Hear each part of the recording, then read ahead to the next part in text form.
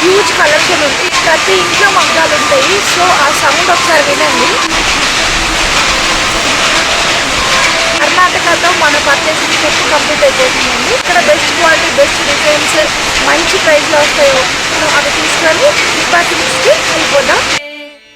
अतिवेलतया तव दुर्विषहैरनुवेलकृतैरपराधशतैः भरितं त्वरितं वृषशैलपते परया कृपया परिपाहि हरे अधिवेङ्कटशैलमुदारमतेर्जनताभिमताधिकदानरतात् परदेवतया गरितान्निगमैः कमलादयितान्न परङ्कलये कलवेणुरवावस गोपवधूसतकोटिवृतात् स्मरकोटिसमात् प्रतिवल्लवि